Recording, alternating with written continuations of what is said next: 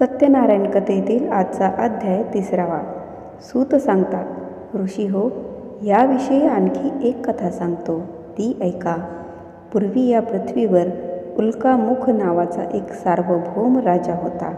तो राजा जितेंद्रिय व सत्य बोलणारा, भक्तिमान व बुद्धिमानोत्रा होता. तो देवळात जाऊन प्रत्येक दिवशी ब्राह्मणांना द्रव्य देऊन संतुष्ट करीत असे.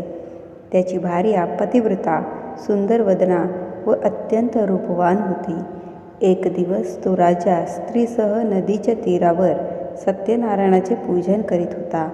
त्यावेळी साधुवाणी व्यापारासाठी पुष्कळ द्रव्य घेऊन राजा पूजन करीत होता त्या ठिकाणी आला व नौका नदीच्या तीरावर उभी करून राजाच्या जवळ आला व व्रत करणाऱ्या राजाला पाहून अत्यंत विनयाने विचारू लागला. साधुवाणी म्हणाला, हे राजा, भक्तियुक्त अंतःकरणाने हे तू काय करीत आहेस ते सविस्तर मला सांग. माझी ऐकण्याची इच्छा आहे. राजा म्हणाला, हे साधो, पुत्र, धन इत्यादी प्राप्त व्हावे या हेतूने अतुल तेजस्वी सर्व मनोरथ पूर्ण करणाऱ्या सत्यनारायण विष्णूचे पूजनात्मक वृत्त मी बांधवासह करीत आहे. राजाचे हे वाक्य ऐकून अत्यंत आदराने साधुवाणी म्हणाला, महाराज, आपण हे वृत्त विस्तार करून मला सांगा. जसे सांगाल तसे मी करीन. मला पण संतती नाही, ती या वृत्तामुळे नक्की होईल.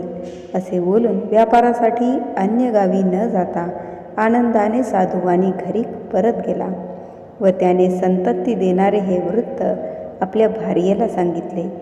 ज्यावेळी मला संतती होईल त्यावेळी मी सत्यनारायणाचे वृत्त करीन असा नवस पण त्याने केला. अशा प्रकारचे वृत्त शीलवान साधुवाण्याने आपल्या लीलावती नावाच्या भार्याला सांगितले. नंतर धार्मिक व पतिव्रता अशी त्याची लीलावती नावाची भार्या आनंदी अंतःकरणाने पतीची सेवा करीत असता सत्यनारायणाच्या कृपाप्रसादाने गर्भवती झाली. नंतर तिला 10वा महिना सुरू होताच एक कन्या रत्न झाली. ती कन्या शुक्ल पक्षातील चंद्राप्रमाणे प्रत्येक दिवशी वाढू लागली व म्हणूनच तिचे नाव कलावती असे ठेवले. नंतर काही दिवसांनी त्या लीलावतीने साधुवाण्याला गोड वाणीने प्रश्न विचारला, महाराज, पूर्वी केलेले नवस केलेले सत्यनारायणाचे वृत्त आपण का करीत नाही? असा तिचा प्रश्न ऐकून साधुवाणी म्हणाला, हे प्रिये, कलावतीच्या लग्नाच्या वेळी हे सत्यनारायणाचे वृत्त मी करीन. अशा प्रकारे भार्येचे समाधान करून व्यापारासाठी साधुवाणी दुसऱ्या गावाला निघून गेला. त्याची कन्या कलावती गुणांनी व वयाने मोठी होऊ लागली. साधुवाण्याने आपली मुलगी लग्नाला योग्य झाली आहे असे पाहून मित्रमंडळीबरोबर विचार केला व लगेच उत्तम वर शोधण्यासाठी एका दूताला आज्ञा केली. तो दूत आज्ञेप्रमाणे वर शोधण्यासाठी कांचन नावाच्या नगराला आला. नंतर तो दूत एका वाण्याच्या मुलाला घेऊन परत आला. त्यावेळी सर्व गुण संपन्न व सुंदर अशा वाण्याच्या मुलाला पाहून त्या साधुवाण्याने आपल्या ज्ञाती बांधवांसह आनंदी अंतःकरणाने त्या वैश्यपुत्राला विधियुक्त कन्यादान केले. त्या विवाहाच्या वेळी दुर्दैवाने पूर्वी नवस केलेले सत्यनारायणाचे वृत्त करण्यास तो विसरला. त्यामुळे भगवान रागावले. नंतर तो व्यापारात चतुर असणारा साधुवाणी कालाच्या प्रेरणेप्रमाणे व्यापारासाठी जावयासह निघून गेला आणि सिंधू नदीच्या जवळ असणाऱ्या रम्य अशा रत्नपुरामध्ये जाऊन आपल्या श्रीमान जावयासह तो साधुवाणी व्यापार करू लागला. ते दोघे चंद्रकेतूच्या नगरात व्यापार करीत असता काही काल उत्तम गेला. इतक्यातच सत्यनारायण प्रभूंनी हा वाणी आपल्या सत्यनारायण पूजनाच्या प्रतिज्ञेपासून भ्रष्ट झाला आहे म्हणून याला भयंकर दुःख प्राप्त हो असा शाप दिला. शाप दिल्यानंतर थोड्याच दिवसात चंद्रकेतूच्या राजवाड्यात चोरी झाली व तो चोर चोरलेले द्रव्य घेऊन साधुवाणी ज्या ठिकाणी राहत होता त्या ठिकाणी आला. आपल्या मागून राजदूत येत आहेत असे पाहून तो चोर घाबरला व चोरलेले द्रव्य साधुवाण्याच्या दाराजवळ टाकून तो चोर पळून गेला. इतक्यात ते राजदूत सज्जन साधुवाणी ज्या ठिकाणी राहत होता त्या ठिकाणी आले व त्यांनी चोरीस गेलेले राजद्रव्य त्या ठिकाणी पाहिले व हेच ते चोर आहेत असे समजून त्या दोघांस बांधले व आनंदाने धावत धावत त्या दोघांना आपणासमोर आणले आहे आज्ञा करावी. राजाने विशेष विचार न करताच त्यांना बंदीशाळेत टाकण्याची आज्ञा केली व लगेच राजदूतांनी त्या दोघांना बेड्या घालून किल्ल्यातील कारागृहात टाकले. त्यावेळी आम्ही चोर नाही असे ते म्हणत होते, परंतु सत्यदेवाच्या मायेमुळे त्यांचे बोलणे कोणी ऐकले नाही.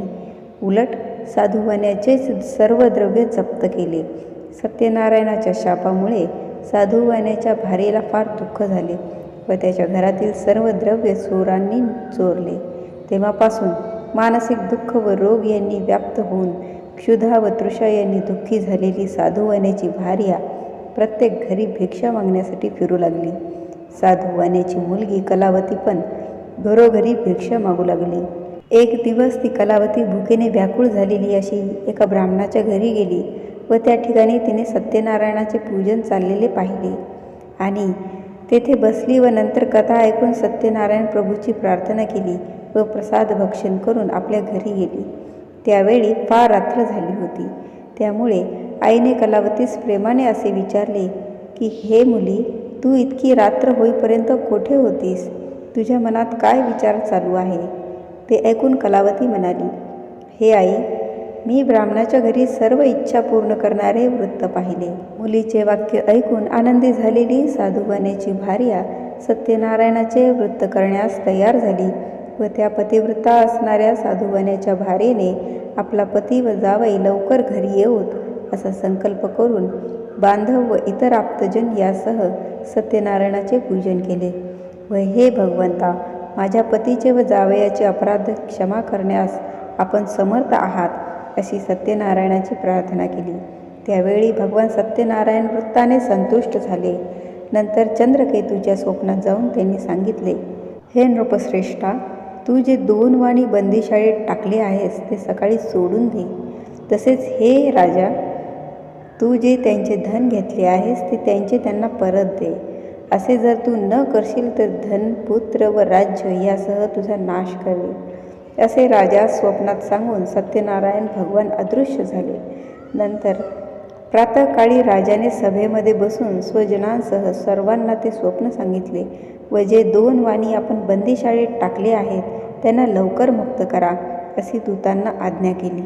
दूतांनी राजाच्या आज्ञेप्रमाणे साधुवाणी व जावई या दोघांना बंधमुक्त करून राजाच्या समोर आणले व हात जोडून नम्रतेने म्हणाले, महाराज, आपल्या आज्ञेप्रमाणे बंदीशाळेतून मुक्त करून 2ही वैश्यपुत्र आणले आहेत. नंतर साधुवाणी व त्याचा जावई यांनी चंद्रकेतू राजाला नमस्कार केला व पूर्वीचा वृत्तांत आठवून शिक्षेच्या भीतीमुळे त्यांनी काहीच भाषण केले नाही.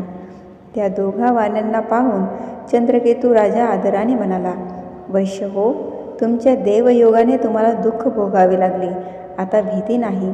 असे बोलून त्यांच्या बेड्या काढून क्षौर कर्म व मंगल स्नान करविले. नंतर त्या दोघांना वस्त्र व अलंकार देऊन गौरव केला व नम्र भाषणाने त्यांना अत्यंत संतुष्ट केले व त्या वाण्याने जे द्रव्य घेतले ते त्यांना दुप्पट करून दिले व म्हणाला, हे साधू, आपण आपल्या घरी जा. नंतर त्या दोघांनी राजाला नमस्कार केला व म्हणाले, आम्ही आपल्या कृपेने घरी जातो. या ठिकाणी सत्यनारायण कथेतील 3रा अध्याय पूर्ण झाला. हरे नमः.